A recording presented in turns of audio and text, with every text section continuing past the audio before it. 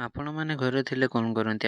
ଘର କାମ କଣ କରନ୍ତି? ମୋର ତ ପ୍ରାୟ ଟାଇମ୍ ଛେଳି ଚରେଇବା କାମ। ବାକି ଯଦି ଆପଣମାନେ କଲେଇ ଖାଇଥିବେ ଦେନ୍ ଜାଣିଥିବେ ଯେ ଏଇ ଜିନିଷଟା କଣ। ଆଉ ଯୋଉ ଭାଇମାନେ ବି ଜାଣିଛ କମେଣ୍ଟରେ ଜଣାଅ। ମତେ ଆଜି ବି ଛେଳି ଚରେଇବାର କାମ ମିଳିଥାଏ, କିନ୍ତୁ ଖେଳ ବି ଥାଏ। ସେଥିପାଇଁ ଛେଳିମାନଙ୍କୁ ଛାଡ଼ି ଦେଇ ଘରକୁ ଆସି ବାହାରି ଯାଉ ଖେଳ ଆଡେ। ଦେଖୁ ଦେଖୁ ପହଞ୍ଚି ବି ଯାଉ ବରଗଡ଼ ପାହାଡ଼ରେ। ଖେଳ ଆରମ୍ଭ ହେଇନଥାଏ ତ ଚିଫ୍ ଗେଷ୍ଟ ଆସିଲା ପରେ ଫୁଟବଲ ଟ୍ରାଡିସନାଲରେ ଖେଳକୁ ଆରମ୍ଭ କରନ୍ତି। ଆଉ ଆମ ପିଲାମାନେ ବି ବସିକି ରେଡି ହେଇଯାଇଥାନ୍ତି ଖେଳକୁ ଦେଖିବା ପାଇଁ। ଆଉ ମୋ ସହ ଥାଏ ପାଟା। ମୋର ଜାଣିବାରେ କ୍ରିକେଟ ଠାରୁ ବେଶୀ ଦବଦବା ଫୁଟବଲରେ ଅଛି। କିଛି ଦିନ ପୂର୍ବରୁ ଜାମଦାର ଖେଳରେ କଣ ଭିଡ଼ ହେଇନଥିଲେ। ଆମ ଟିମର ମ୍ୟାଚ୍ ପହଞ୍ଚି ଆସୁଥାଏ, ସେଥିପାଇଁ ଆମ ପିଲାମାନେ ସବୁ ରେଡି ହେଇଯାନ୍ତି ମ୍ୟାଚ୍ ପାଇଁ। ବାକି ଆମେ ତ ଦର୍ଶକ ବନ୍ଧୁ। ଖେଳ ଆରମ୍ଭ ହେଲା ପରେ ଆମ ଟିମ୍ ଗୋଟେ ଗୋଲରେ ଆଗୁଆ ଥିଲା, କିନ୍ତୁ ହାଫ୍ ଟାଇମ୍ ପରେ ଓପୋନେଣ୍ଟ ଟିମ୍ ଗୋଲ ଦେଇ ସମାନ୍ତର ସ୍ତରକୁ ଆଣି ଆସିଲେ। ପେନାଲ୍ଟି ବେଳେ ଆମ ଟିମ୍ ହାରିଯାଏ। ମଇଦାନ ସେପଟେ ଯୋଉ ହୋଳିଟା ଦେଖାଯାଉଛି ସେପଟେ କୁଆଡେ ଆଉ ଗୋଟେ ଗାଁ ଅଛି। ବାକି ଯଦି କେବେ ଯିବି ନିହାତି ଭାବେ ଆପଣମାନଙ୍କୁ ଦେଖେଇବି। କିଛି ସମୟ ମ୍ୟାଚେସ୍ ଦେଖି ସାରିଲା ପରେ ଆମେ ବି ଆସିଯାଉ ଘରକୁ। ଦେଖା ହେବା ନେକ୍ସଟ ବ୍ଲଗରେ। Bye bye.